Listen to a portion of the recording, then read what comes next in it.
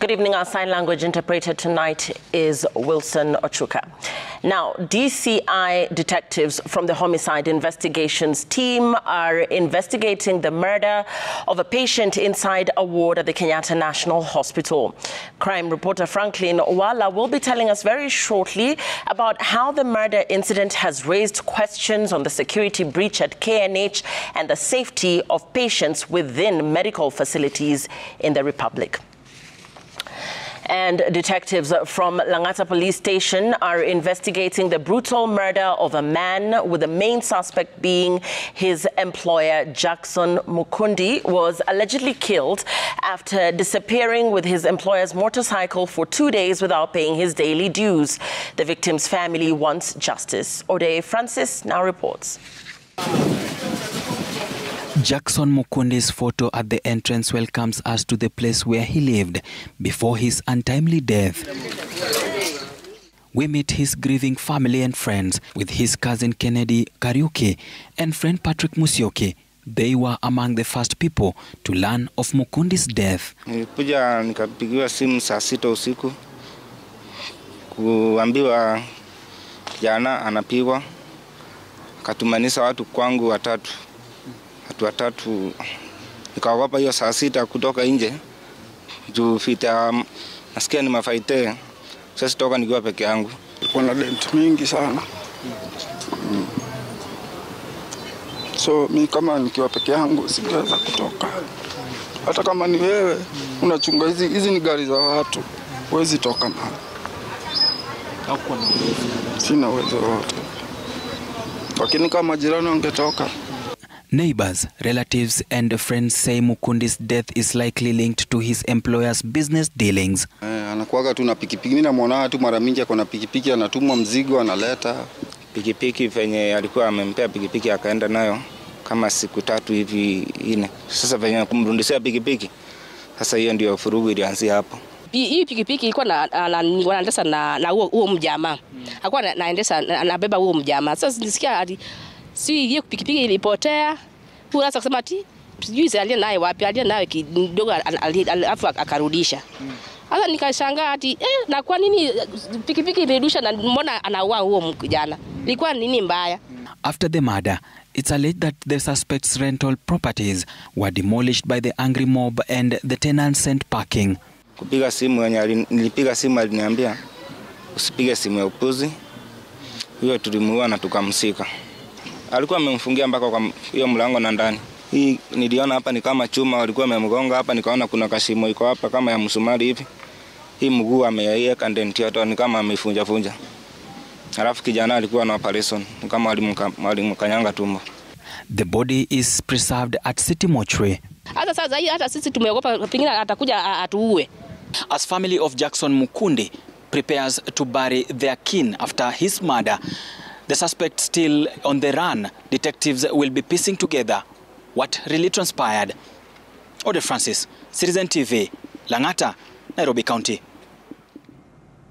And in a rare confession that government was behind the recent spate of abductions, TRT Member of Parliament William Kamket has justified as reprisals and repercussions on abduction of government critics. Here is Kamket speaking in Baringo. But now when you say that Ruto must go, and you want to use unconstitutional means, what do you expect from the state? We expect what they call reprisals. What did I say? Reprisals. You expect what you call what? Repercussions. So the little noises you hear about some people have been arrested or abducted, those are repercussions of trying to overthrow the government through unconstitutional means. And now to some relief for people living with HIV. A number of employees working under programs funded by the U.S. government can breathe a sigh of relief after President Donald Trump's administration announced a limited waiver of the 90-day stop work order, allowing the resumption of some critical life-saving programs. Over 560 health workers who had been sent home in Homa Bay County have been asked to resume work immediately.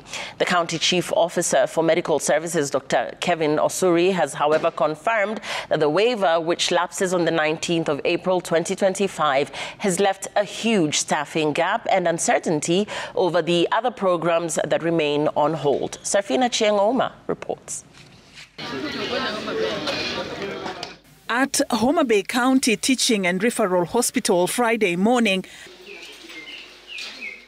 a partial resumption of HIV-related services that were funded by the U.S. government is underway. A few employees who had been asked to stay home, courtesy of the 90-day stop work order by President Donald Trump's administration, have reported to duty. This follows the issuance of a limited waiver by the U.S. government, allowing critical life-saving programs to continue.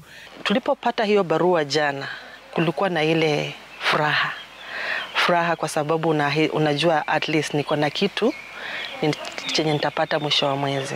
An internal memo by the County Chief Officer for Medical Services, Dr. Kevin Osuri, clarified that only 4 categories of human resource for health have been directed to report to work with effect from 7th of February to 19th of April 2025.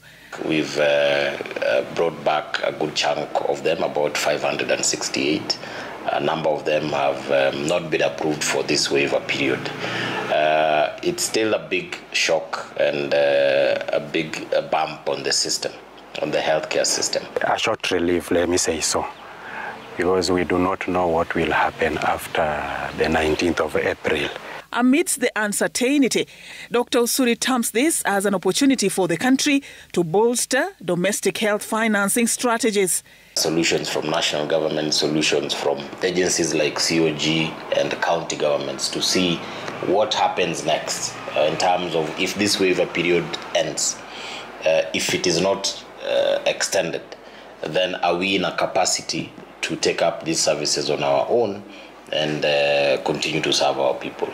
Kisumu County's Chief Officer for Medical Services, Dr. Lucy Ojwang, has confirmed that plans to wean off donor funding have been underway long before Trump's executive order was issued. Dr. Ojwang stated in a statement that integration of HIV services in Level 2 and Level 3 facilities will continue. He, however, clarified that the waiver means that staff who had been affected by the executive order in the affected facilities will be back to work, but will be stationed in the outpatient department. The county plans to employ special strategies of averting instances where some persons living with HIV will fail to go for their drugs out of fear of being stigmatized. The limited waiver by the U.S. government temporarily resuscitates its landmark HIV and AIDS initiative under PEPFAR, which supports life-saving HIV care and treatment, as well as prevention of mother-to-child transmission services.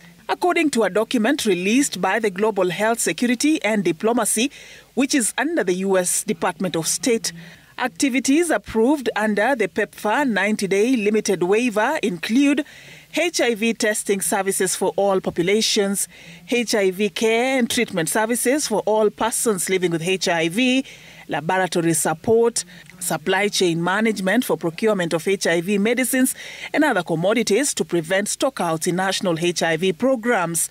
It also includes HIV pre-exposure prophylaxis, which should be offered only to pregnant and breastfeeding women during the pause of U.S. foreign assistance. People other than those who are pregnant and breastfeeding who may be at risk of HIV infection cannot be offered PEPFAR-funded PrEP until further notice. In the meantime, salaries for staff necessary to carry out the specific activities is also included in the waiver. Sarfina Chiang-Oma, Citizen TV. And revisiting our top story tonight on a breach at the Kenyatta National Hospital. DCI detectives from the Homicide Investigations team are investigating the murder of a patient inside a ward at the Kenyatta National Hospital. Crime reporter Franklin Walla now reports that the murder incident has raised serious questions on this security breach at KNH and the safety of patients within medical facilities in the country. Inside Ward 7B at the Kenyatta National Hospital, 39-year-old Gilbert Kinyua was brutally murdered Thursday night by an unknown assailant. His lifeless body was found lying on his bed with a slit neck Friday morning. No one knows who did it and why they did it, at least not yet. Kinyua had been admitted at KNH on the 11th of December 2024 due to a cerebral disorder. Days short of a month, his body lay in a pool of blood in a hospital ward, an unlikely murder scene. In the ward where Gilbert was admitted was another patient seeking treatment for the same problem. The patient is weak and cannot explain anything about what transpired before and after the bizarre incident was reported. A nurse who was on duty on the night of the incident has told detectives she did a routine check within the ward on Thursday at 3 a.m. and all was well. At 6 a.m. on Friday morning, when she got back to the ward which was holding Gilbert, she found his lifeless body lying cold on the bed with a slit neck and blood spattered all over the place.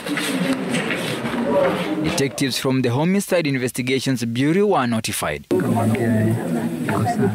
On arrival, detectives recovered a blood-stained kitchen knife thrown on the ground floor through the window where Gilbert had been killed. They are seeking answers on who did it. The detectives were at the crime scene in an attempt at reconstruction as they tried to retrieve CCTV footage from areas surrounding the ward. There was little evidence recovered by the time of publishing this story. Patients who were in the next wards have been grilled, as well as the hospital's management and the family of the deceased. So walinipigia simu wakaniambia natakikana huko Kenyatta ndio niende at least nitambue mwili kama ni yeye. Kutoka hapo sasa nikaambiwa ni kifo chake haikuwa halali. Kilikuwa ni mauaji. Alikatwa shingo. Sasa sijui ni nani alifanya hiyo kitendo ya unyama. Sasa kutoka hapo tukaambiwa tugoje ndio wafanye upelelezi, and thereafter tutaambiwa venye wataamua. Kenyatta National Hospital in a statement said it was saddened by the tragic death of a patient at the facility. Serious questions have emerged on the security of patients within our facilities. If indeed an unidentified suspect can access a well-guarded facility like the Kenyatta National Hospital and kills a patient without notice. Franklin Wala, Citizen TV. Now, the High Court has ruled that Kenya Kwanza is not the majority party in Kenya's National Assembly, declaring that Speaker Moses Wetangula violated the Constitution in making the determination. Justices John Chigiti, Lawrence Mugambi and Jairus Nga further ruled that Wetangula's dual role as Ford Kenya Party leader and Speaker of the National Assembly is unconstitutional. Seth Olale with the detailed proceedings of the ruling issued at the Milimani Law Court. Moses Masika Wetangula is a man under siege. A landmark ruling by Justices John Chigiti, Lawrence Mugambi and Jairus Nga overturned his decision on the majority party in the National Assembly. It is hereby declared that the Honourable Speaker's ruling or determination contained in his communication from the Chair made on 6th October 2022 on the majority and minority in the National Assembly violated Article 108 of the Constitution, and therefore it is null and void. Wetangula made the controversial declaration during a heated session on the floor of the House on the 6th October 2024 amidst protest by opposition MPs. The membership of the Kenya Kwanza Coalition stands at 179 members, while the membership of the Azimio la Umoja One Kenya Coalition Party stands at 157 members. This by implication indicates that the Kenya Kwanza Coalition is the majority party and the Azimio la Umoja One Kenya Coalition Party is the minority party in this House. The three-judge bench ruled that there was no evidence that 14 MPs from 5 political parties ditched Raila Odinga's Azimio coalition and joined President William Ruto's Kenya Kwanza coalition. through a post-election pact. The parties add the Movement for Democracy and Growth of Ugenya MP David Ochieng, Mandela Senator Ali Roberts' United Democratic Movement, Amason Kingi's Pamoja African Alliance, Chama cha Mashinani of Isaac Ruto, and Alfred Mutua's Maendeleo Chapchap. Based on the information provided by the registrar of political parties, these parties were members of the Azimio coalition, notwithstanding the disputes that were pending for determination. At the time, Azimio legislators viciously protested Speaker Wetangula's ruling, threatening to take legal action against the Ford Kenya party leader. It is for the first time a speaker in his place is removing members of parliament from one party to another party. He has become the registrar of political parties. He is the Speaker of the National Assembly. He is law unto himself. What we have witnessed today is dictatorship by Parliament and through the Speaker. Kenyans gave registrar of political parties exclusive mandates to manage political party affairs. There is no any other office in the Republic of Kenya unless it is the judiciary interpreting the law. Speaker Wetangula dealt a further blow by the courts, which said he cannot be both Ford Kenya party leader and Speaker of the National Assembly. The 12 petitioners, among them Lempa Soyinka, Meshach Suba Churchill, and Kenneth Njagi Njeru, asked the three-judge bench to overturn Wetangula's ruling that had installed Kenya Kwanza Alliance as the majority party, arguing that the Kenya Kwanza coalition had 165 members of the National Assembly, while Azimio had 171 from the published election results. Seth Olale, Citizen TV. The burial of slain Molo activist Richard Otieno was abruptly cut short in his rural village of Moho in Siaya County after leaders from Siaya and Nakuru counties clashed over an opportunity to address the gathering. As Kamau Mwangi now reports, the disruption forced the family to hurriedly proceed to the grave where the slain activist was able to be laid to rest, even as calls to bring to book his killers dominated the funeral service. As soon as Usonga member of County Assembly Sylvester Madialo finished his address to gathered mourners at the funeral service of slain Molo activist Richard Otieno, Elias Molo president, and was seen to ignore to hand over the microphone to leaders from Nakuru County, as had the protocol indicated. Nakuru power! Chaos erupted. Members of County Assembly from Nakuru, alongside those accompanying them to the burial, grabbed the microphone demanding to address the mourners as they had been designated, in the full glare of cameras and dismay of gathered mourners. Tukanyang'anywa Richard! Akiwa amekufa! Tunanyang'anywa microphone kwa nini? Watu wa hapa ninawaambia hivi, tulisimama na Richard akiwa uhai na wakati ameenda. Alafu mnakuja hapa kutunyima microphone. Hiyo mkora yote ilikuwa imepangwa, watu wa Nakuru wasiongee, lazima tuongee.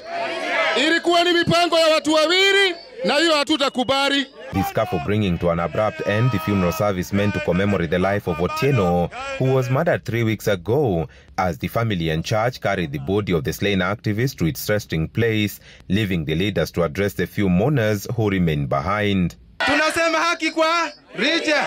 Wale walipanga na wale waliua wote ndani waozee jela. Calls to bring to book all those that are suspected to have had a hand in the activist's murder had earlier on dominated speeches at the ceremony, these despite the arrest of 5 suspects linked to the murder. We are tired. Kuona kila siku vijana ni wangapi watakufa kwa hii serikali. We voted for this government na tulipatia kura roho safi. But you don't respect our constitutional rights. I want to call upon His Excellency President William Samoei Ruto to make sure that compensation is done and justice is put to this pavilion. We want justice as Kenyan people. Kamau Mwangi, Citizen TV.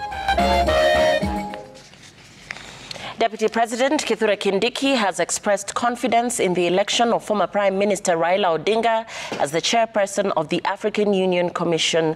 Addressing residents of Kisumu West constituency when he officially opened the Ojola Huduma Center, Kindiki said Odinga's victory would affirm Kenya's status as an African powerhouse in governance, democratic growth, and continental economic transformation. The Deputy President said Odinga's decision to work with President William Ruto through the broad-based government model had a positive impact in stabilization of the political space. Earlier, Kindiki opened the Nyanza International Investment and Development Conference, where he urged investors to take advantage of the increased allocation of national resources to infrastructure development like roads, markets, special economic zones, and rural electrification to establish industries at the grassroots level.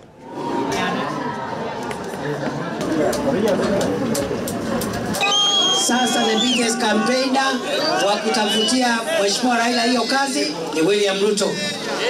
The first voter ule atampigia kura ni Mheshimiwa William Ruto.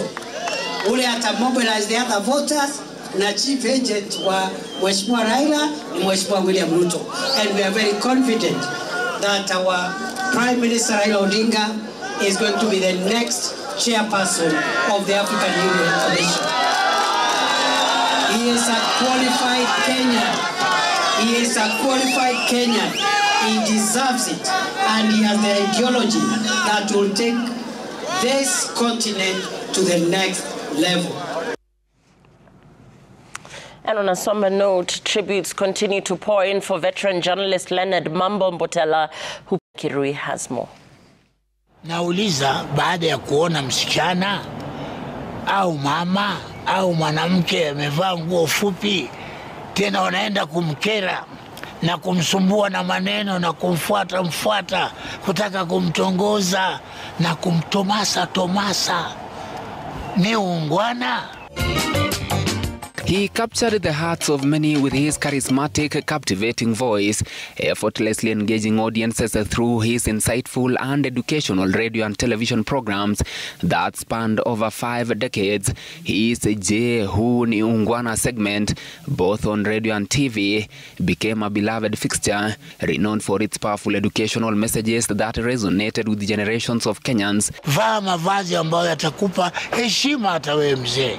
Na huo ni ungwana. Na kuuliza, nyinyi wazee wa makamu, nyinyi wazee ambao mngefaa kuheshimiwa, kuitwa babu, kuitwa baba, kuvaa mavazi ambayo yanavaliwa na vijana. Mbotela's lively football commentaries on radio further defined his vibrant career, cementing his reputation as one of the most influential broadcasters in the country. One of the defining moments of Mbotela's career came during the 1982 coup, when, at gunpoint, rebel soldiers ordered him to announce through the Voice of Kenya, now KBC, that President Daniel Moi had been overthrown, a chilling chapter in Kenyan media history. This is the Voice of Kenya, Nairobi. The time now is 14 minutes past 6. You are hereby informed that a curfew has everybody should be what? Everybody should stay at home. There should be no movement in town. The government has now been taken over by the military until further notice. Following his passing, family, relatives and friends gathered at his Nairobi and Mombasa home where he was born to mourn his passing. His family described his demise as a shock. Asubuhi kama saa 3 hivi tukapata habari kwamba amewekwa oxygen na yuko katika hali mbaya zaidi, lakini tuzidi kumuombea. Baada ya nusu saa tu tukapata habari kwamba kaka amelala. Mtu ambaye alikuwa anapenda mambo yanyoroshwe, living right. Kwa kizungu ningesema it was like a moral cop, you know, somebody ambaye alikuwa anapenda maadili, mtu aishi maisha mazuri. And also what I said stands out, he was a very, very jovial person. Ukienda naye hata kama ulikuwa downcast, angekuinua.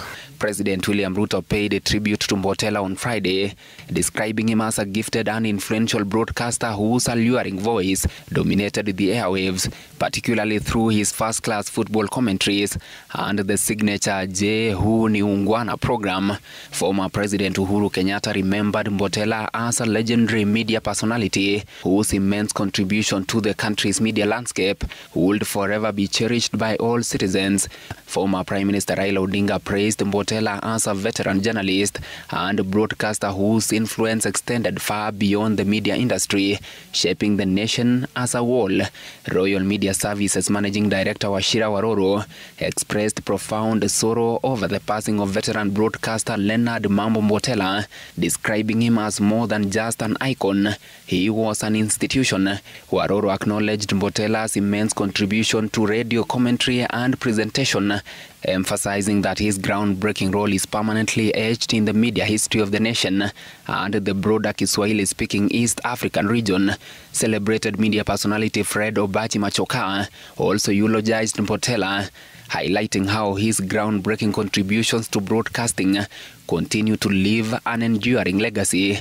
Leonard Mambo Mbotela, born on May 29, 1940, passed away at Nairobi West Hospital after a prolonged illness, leaving behind a rich legacy that will forever be etched in the archives of Kenyan media history. Ben Kirui, Citizen TV, Nairobi. Indeed, a legend, and we condole with family, friends, and the entire media fraternity. Now, a family in Nakuru is in distress following the disappearance of the body of their 7-month-old baby, who passed away on Monday this week. The family from Menengai East in Nakuru County visited the Nakuru Level 5 Hospital mortuary to pick the body of the firstborn daughter, Mary Chelagat, for burial, only to be informed that the body was nowhere to be found. And as Emily Chebet reports, burial preparations were ongoing in Bomet County, where the baby was to be laid to rest. The weight of grief is unbearable for Daniel Chirchir and his wife Sharon Saidi. They stand here at the Nakuru Level 5 Hospital mortuary, their hearts shattered as they prepare to collect the body of their precious daughter, who tragically passed away 5 days ago. But the pain they carry deep within them has been made even worse by the devastating news that their daughter's body is now missing, adding salt to an open wound. Mimi nilikuja hapa siku ya Jumatano nikijua nakuja kuzika mtoto Masi siku ya Alhamisi. Ilipofika jana siku ya Alhamisi tukaambiwa tufanye kila kitu, tukanunua jeneza, tukanunua nguo. Wakasema mtoto ni mbaridi sana, atolewe nje kwa fridge, akuwe na joto, alafu sasa baadaye ndio tutamvalisha nguo kwa sababu ni ngumu kumvalisha. Nikamwambia lakini unajua tunasafiri kwenda Bomet. Akasema ngojeni kidogo. So mara ya pili kutoka nje wakatuambia saa hizi sasa tunamvalisha mtoto nguo. Tukangoja. Baadaye tena wanatupatia hadithi tofauti, watuambia mwili wa mtoto tena umepotea. As they struggle to process the devastating news of their firstborn child's missing body, family and friends in Bomet County who had been preparing for the burial are left utterly speechless, unable to comprehend the unimaginable. The baby's photos along the food that they was lovingly prepared for the occasion now stand as a heartbreaking reminders of the double loss, grief upon grief. Tukangoja maiti ifike nyumbani alafu tuanze kuchimba kaburi. Lakini tukapatwa na mshangao tukiasiliana na watu ambao walikuwa wameendea mwili kwa mortuary pale Nakuru.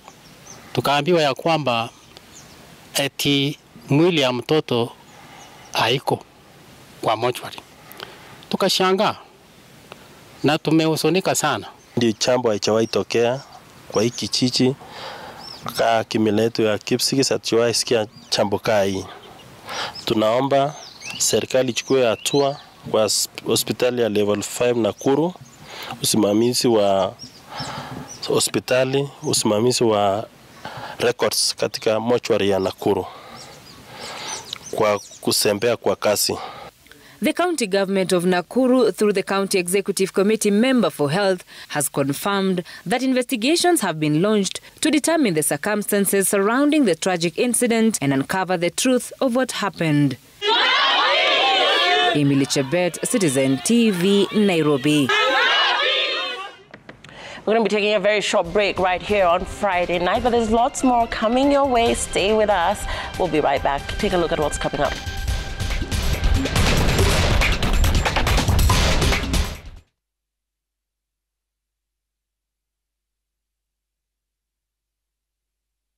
Buroti maguta, keja kwa mtaa mambo fiti.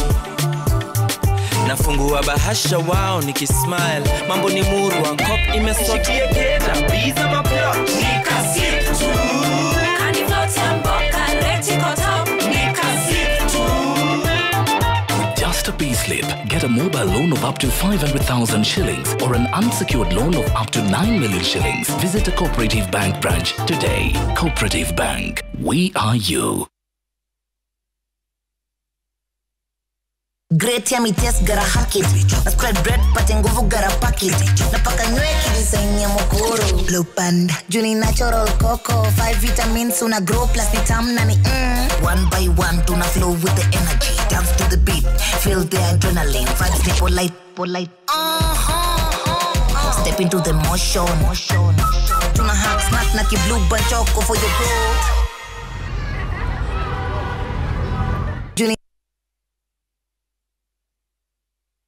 Treat your loved one to a magical Valentine's escape from February 12th to 17th, 2025. Experience stunning views at Dubai Frame, visit Dubai Creek Harbour, explore Miracle Garden, enjoy a desert safari and Marina Dow cruise with dinner, and a romantic Valentine's dinner at Al Dawar Revolving Restaurant. This unforgettable getaway, including visa, starts at $1,120 per person sharing. Book now. Lipa Pole Pole. Visit viewtravel.com, call or WhatsApp 0703 254 254. View Travel. Dream. Explore. Discover. Home is where it all begins, where love thrives and every surface tells a story. With Ace Multipurpose Cleaner, enjoy the calming pine scent, the calm scent of Ace Disinfectant with apple fragrance, the vibrant citrus scent of Ace Bathroom Cleaner, and the soft ocean fragrance. With Ace, you're one step closer to acing life on every surface. Ace, the scent of home and the power of clean. Ace products are available in all leading supermarkets countrywide.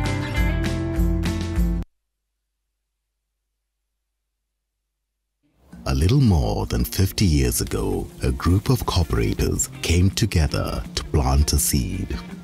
From these strong roots, and with God's blessings, that seed today is a strong, big tree. The Cooperative Bank has grown to serve not only the needs of the cooperative movement, but also by helping unlock new opportunities. The Kingdom Bank enables the growth and prosperity of a rich diversity of Kenyans across our great nation and beyond. Through innovative products, harnessing new technologies, and by striving to meet and exceed the needs of our customers in a fast-changing world. And even though we now serve more than just the cooperative movement, we take a lot of pride in our roots. We are the Cooperative Bank. We are you. Of course, Blue Band is amazing on toast. Duh. But did you know there's more? Blue Band can do your topping and your frying and stir frying and mixing. Blue Band for stewing, baking sauces, also grilling and toasting. Nice in matoke and ugali and tilapia. That's right. For breakfast, lunch, dinner, snacks. Tasty, crispy. Want a bite? Mmm. So yummy every time with omega-3 and omega-6 vitamins all for free. We use it anytime with healthy G. I'll be cooking up a song for my family.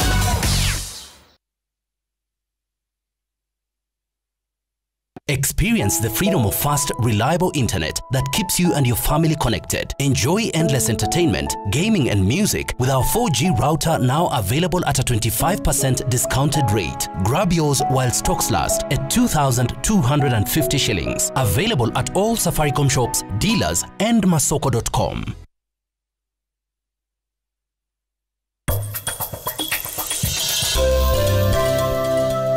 Kuweka heshima ya mume wako ni jambo la maana sana. Maana hata yule mume pia kwa kweli uheshimika. Where's that mistress of yours? What?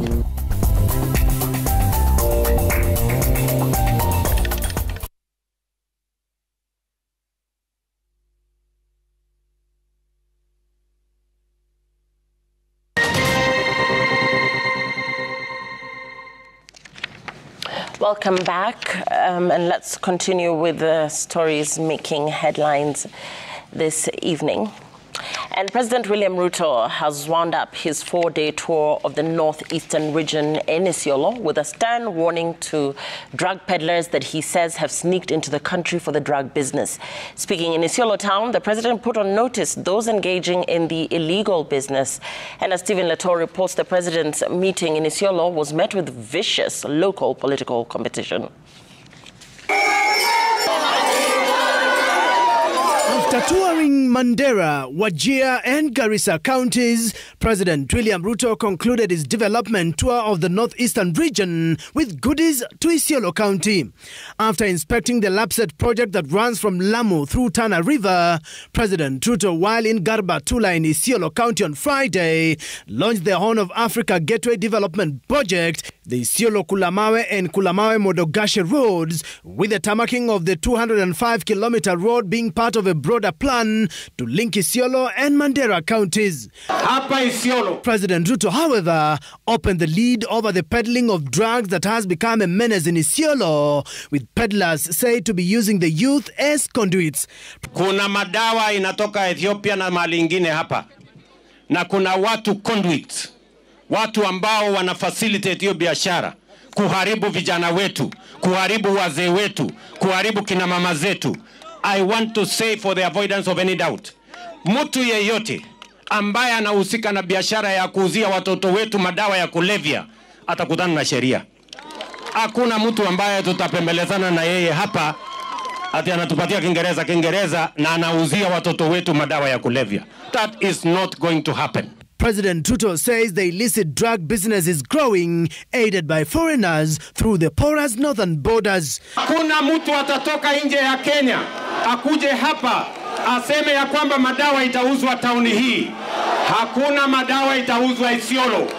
Na mujaribu mutaona. Leaders who accompanied President Ruto from Isiolo acknowledged the drug problems in the region and called for urgent intervention. Dawa ya kulevya ambayo ulitaja hapa, the only solution ni kuempower our youth. President Ruto's meeting in Isiolo town was met with rowdy youth as local politics took center stage. Most of the local leaders could not get a chance to speak as the youth shouted them down. Stephen Leto, Citizen TV. Business operations at Kutus Market in Moya on Friday were paralyzed for nearly 3 hours after a local butcher chopped off a man's genitalia for demanding 50 shillings payment for work done.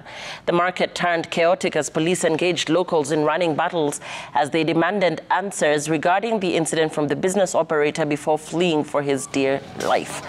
According to witnesses, the man, who is currently nursing serious stab wounds at Kerugoya Hospital, returned to ask for his wages after working for Isaac Gashoka, the butchery operator, before the situation turned violent. Moya East Sub-County Commander Mohammed Jarso said a manhunt for the suspect has been launched, calling upon residents not to take the law into their hands.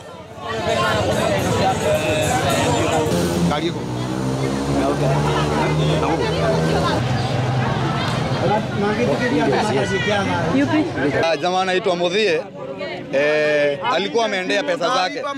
Akiwa nyumbani saa hii analia.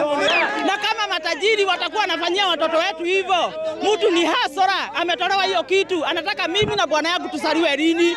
Kwa hivyo hatua ishukuliwe na serikali isiseme hii itapuuzwa. Now, every year, countless Kenyans endure devastating facial injuries from road accidents, injuries, crime, or domestic violence, leaving behind both physical and emotional scars. In these moments of despair, maxillofacial surgeons, though few in number in Kenya, become unsung heroes, using their skill and compassion to rebuild faces and restore hope. However, this is a very expensive undertaking in Kenya, and for many, access remains out of reach. Sadly, many have been left to bear the burden of disfigurement alone, as little is being done to support such critical care for those who cannot afford it. As the world observes International Oral and Maxillofacial Surgeons Day in this month of February, we talk to a maxillofacial surgeon who walks us through this life-changing surgery that restores hope to many. The devastating effects of severe facial trauma. Victims may suffer facial bone fractures or soft tissue damage, often involving the jaw, cheekbones, eye sockets or nasal bones, and in some cases the head and neck. For those who survive, the scars and facial deformities can go far deeper than skin deep, often leaving victims disfigured and emotionally scarred. I was attacked on the Southern Bypass on 28th December when I was traveling back from Bomet coming into Nairobi. So once we were attacked, I was rushed to hospital where I had to have surgery done on my face because I had an attack where the assailant cut my face with a panga. I had to have a surgery done, and that's when the maxillofacial surgeon had to come and do the surgery on my face. I'm a freshman in USIU, pursuing a degree in data science and analytics, and I also play rugby. We were away in Coast playing against the two Marines.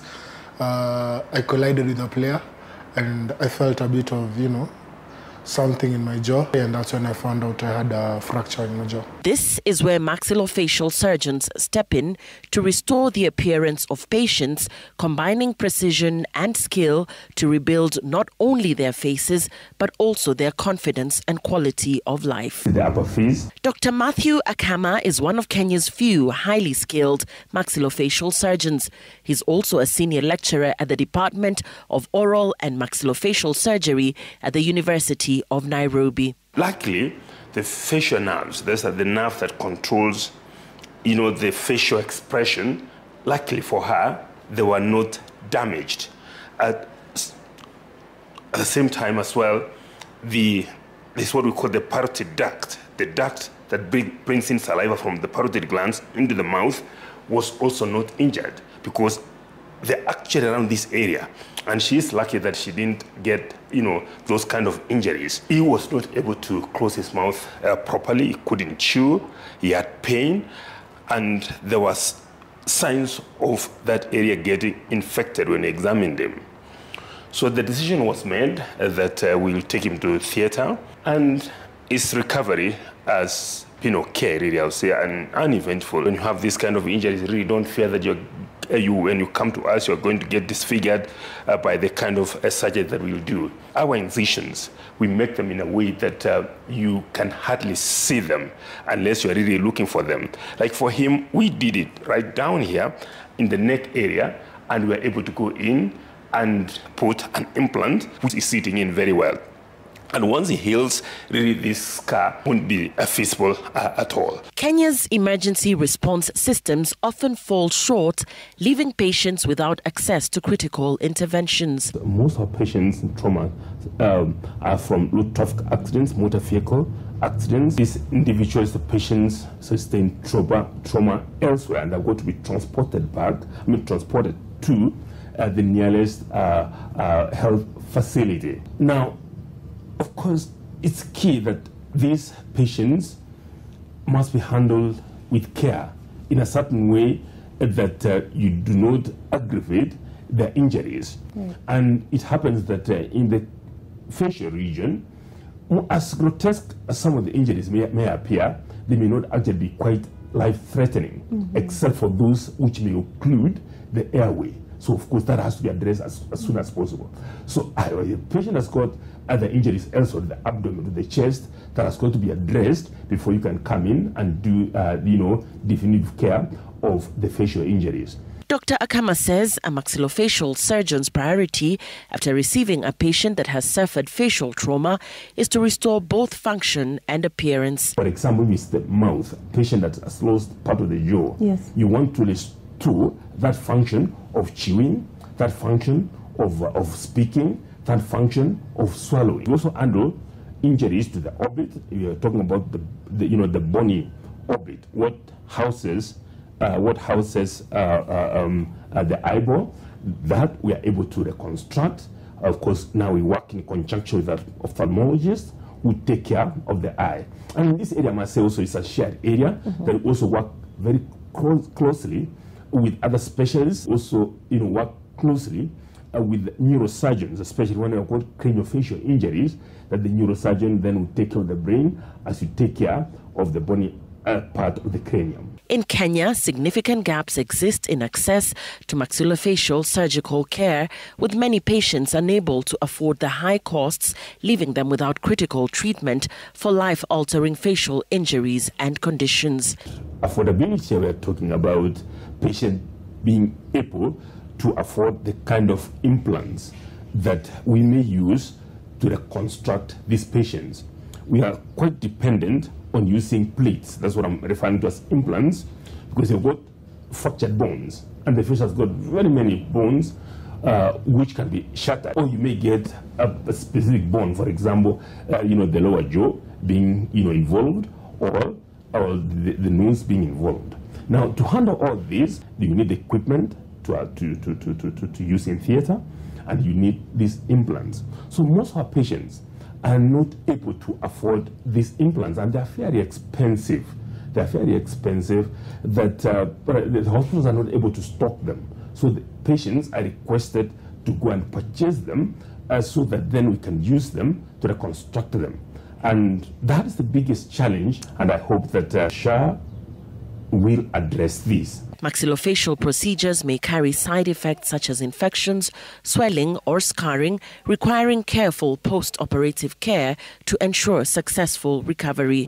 You may have, the eyeballs that have been pushed apart, and this patient, may not be able to see properly, may have what we call double vision. So those are some of the complications that you may have. Okay. They may lose, you have talked about loss of facial expression. If the nerve responsible for muscle facial expression is affected, that can be a complication that may arise when handling these kind of cases. Timely access to care significantly improves treatment outcomes, minimizing complications and enhancing the chances of full recovery for patients. The country is wide, and the maxillofacial specialists are not as many.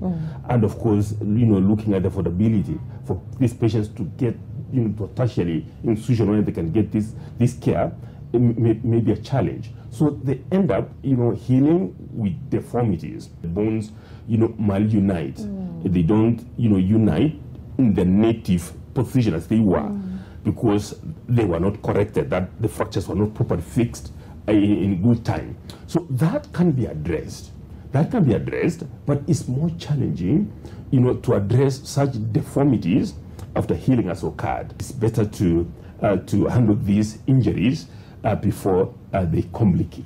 Maxillofacial surgeons not only treat trauma from accidents, but also address conditions such as tumors, cleft lips, and even perform beauty procedures to enhance facial aesthetics. Patients, again, because I don't know, because of awareness, education level, they come late.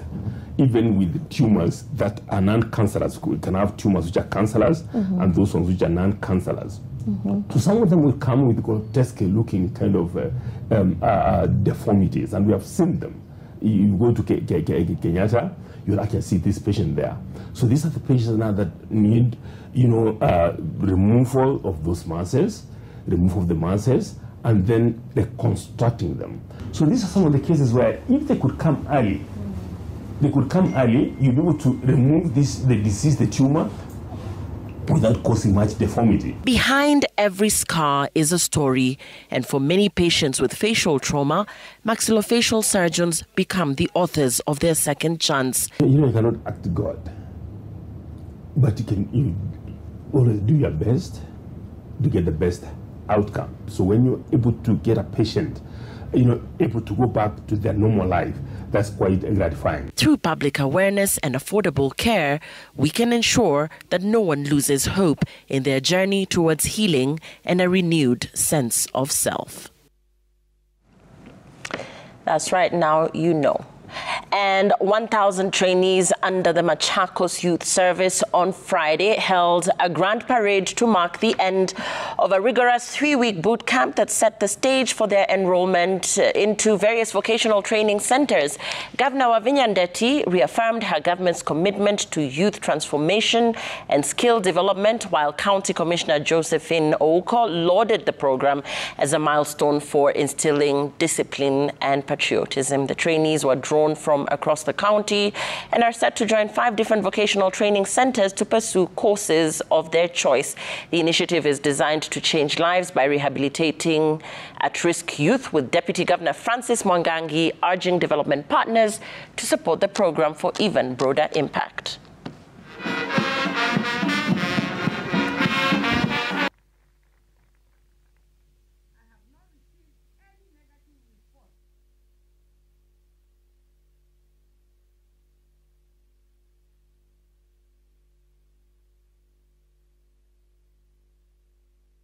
During Gen Z's uprising and demonstrations, instead of you running away, you traversed this county, meeting our youth and listening to them.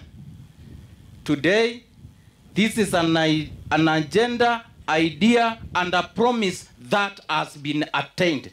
The transformation journey of these young men and women began. I am sure each of you has a positive story on how those 3 weeks have changed your lives. It pains me every time I see young people idling on the roadsides and outside shops from morning until evening because they lack a skill that they can make them earn a living. My goal is to gradually end the culture by equipping as many young people with skills that can help them achieve their God-given dream.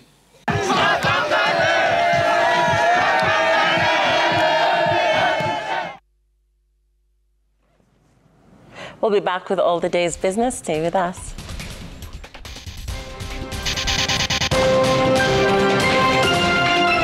Kenya Revenue Authority records better performance on the back of reforms and integrations.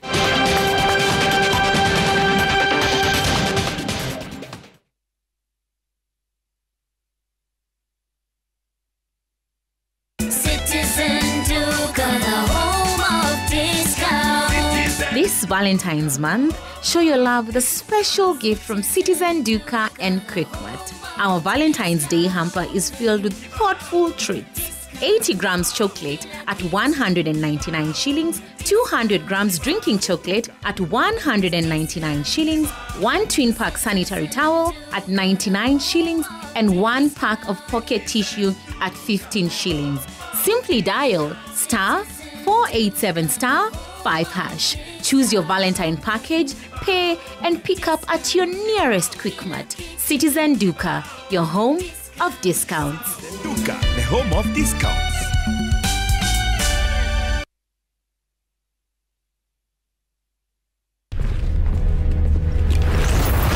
Let's go. For every challenge, be as strong as this.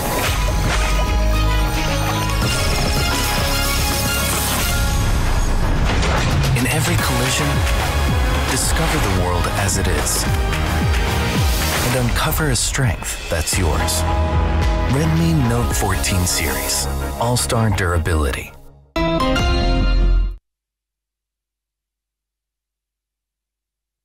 Ruiru Mabati Factory offers the best quality Mabati at the most affordable prices. With over 10 years experience, our products have 15 years warranty and are KEBS certified. We manufacture box profile, Europe tile, Jenga tile, corrugated S profile among others in a wide variety of colors. Enjoy our free delivery in just 72 hours. To order, call us on 0111 050 700.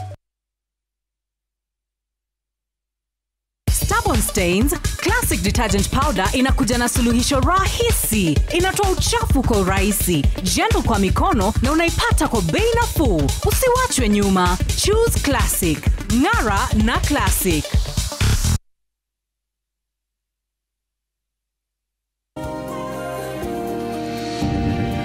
When I have back pain, I reach for 2 tablets of Panadol Extra.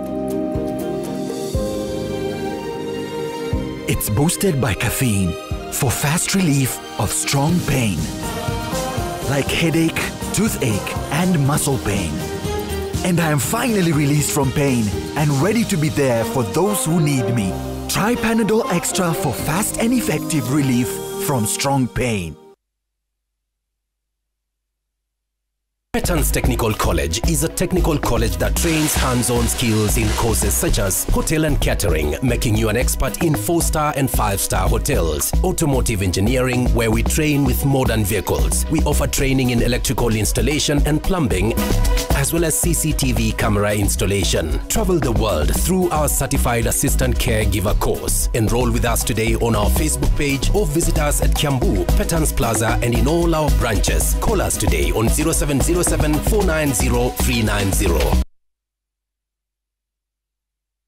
Start 2025 with bold colors and durable roofs from Kidani Mabati. Our green and sky blue Mabati are perfect for institutions and projects looking to expand. Choose from Kidani Prime, corrugated, Kidani tile or box profile in matte and glossy finishes, available in gauge 28 and 30 for maximum durability. We offer timely delivery. Call 0709-118-300 today and let's build together. Kidani Mabati. Boresha mjengo, boresha maisha. For a better and secure future, education is a necessity. That's why Kiharo MP Ndindi Nyoro, through Kiharo and GCDF, has launched Kiharo Masomo Bora program to help day school students, where students will pay 1,000 shillings per term. Students will have porridge and lunch served in school. And this program will also help in building school infrastructure and provision of revision materials. Kiharo Masomo Bora with Honorable Ndindi Nyoro.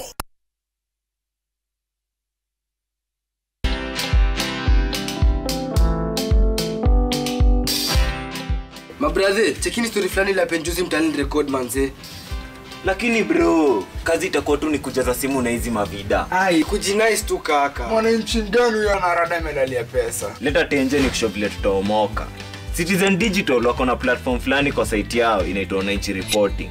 Hapa unaweza tuma story yako kwa website yao ama kwa app yao ya Citizen Digital.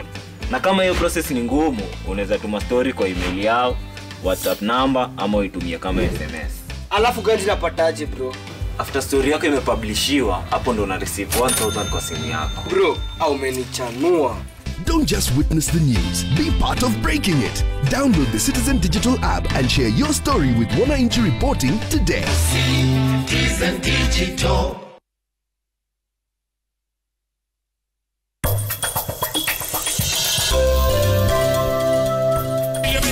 Over 10, 10 over 10, 10 over 10, 10 over 10, 10 over 10. I'm sexy and I know. Yes.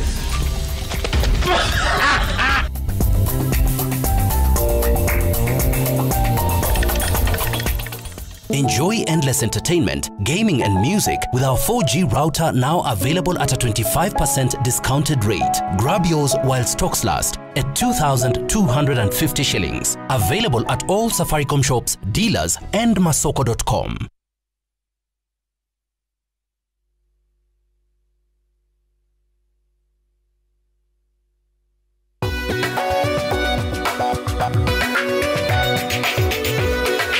This is me at Stanbic Private Banking. What does it feel like? It's investing skillfully. It's planning wisely. It's living joyfully. It's banking easily. Visit www.stanbic.co.ke. Stanbic Bank is regulated by the Central Bank of Kenya. Let's talk business. The Kenya Revenue Authority has recorded its highest ever monthly revenue from customs. The taxman collected 82.6 billion shillings in January 2025. This amount surpassing KRA's target by more than 8 billion shillings. Jasmine Wambui brings us the details. The second half of this fiscal year has brought good tidings for the Kenya Revenue Authority. For the month of January, the taxman surpassed the customs revenue target of 74.4 billion shillings to collect 82.6 billion shillings.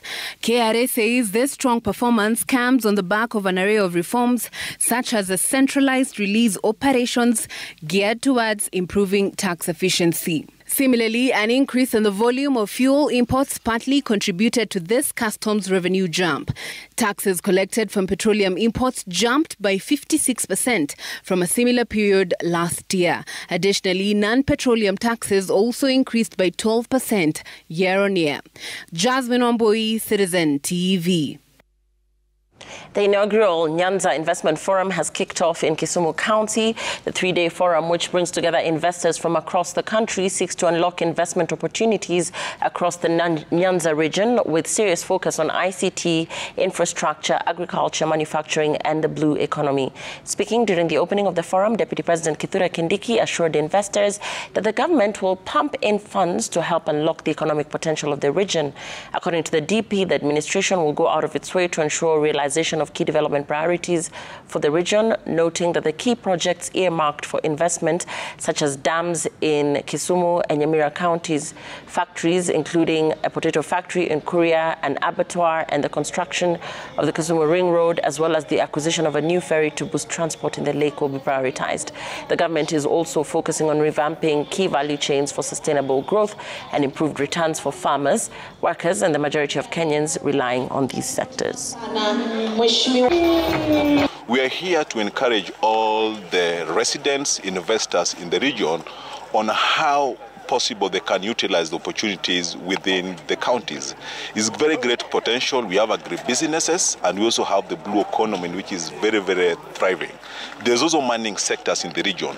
But here our role as maybe here now the CEOs for BDIT College, we are really helping counties in tapping into how do they work on county aggregation and industrial parks. So the purpose of our presence at this conference is to emphasize that the diaspora are an entity that is a demonstrated contributor of substantial investment funding in this region, and we need a structured engagement framework to enable the diaspora to know that their contributions are acknowledged and to be part of the complement of resources that are going to stimulate investment in this region. The Kenya Bankers Association has welcomed the move by the central bank to commence physical on-site inspection of banking facilities. According to KBA, as mandated by law, CBK routinely conducts thorough inspections of banks to assess their adherence to regulatory guidelines and identify areas for improvement. KBA further expressing optimism that these inspections are critical in aligning banking industry operations with both national and global best practices, thereby strengthening the sector's resilience. Kenyan Bankers CEO Raymond Molenje, in response to Citizen TV, noted that the industry is in full support of the CBK's renewed focus on banking supervision. Molenje saying, "We welcome the move by CBK to enhance inspections on specific banking operations. These interactions help the market enhance insights on what continues to constrain banking operations and identify opportunities for enhancing monetary policy transmission. Bank inspections also help to sustain the confidence of the public that all banking operations are well aligned to the law and that their hard-earned resources are in safe custody." Additionally, KBA argues that the discussions also highlight opportunities for improving the effectiveness of monetary policy transmission, ensuring that policy adjustments made by the central bank translate efficiently into the real economy. The Central Bank Monetary Policy Committee meeting held in February issued a stern warning to commercial banks that failed to translate lower rates to their borrowers despite reducing the CBR in 3 consecutive reviews from August 2024.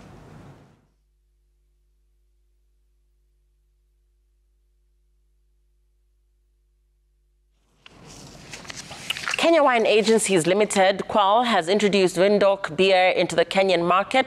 The launch comes as Kenyan consumers increasingly seek premium and craft beers for social occasions, with recent industry reports highlighting a surge in demand for high-quality brews. According to Jonas Gerard, the commercial director at WAL, there has been growing demand for premium beers in Kenya, which is in line with a noticeable shift in consumer preferences, with a growing appreciation for authentic high-quality beers.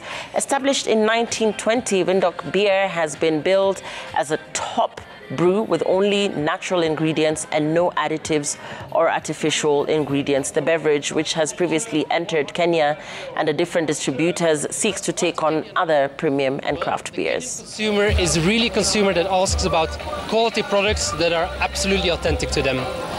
They know they want to have variety, they want to try new things, so the time is absolutely right to get Windhoek Lager and Windhoek Draft in the market, because that's what we're giving a Kenyan consumer. 100% authentic beer, pure quality. For 100 years, we've stuck true to our guns, we've stuck to our 3 ingredients, and we now want to ask the Kenyan people to also be real, be authentic, just like Windhoek is.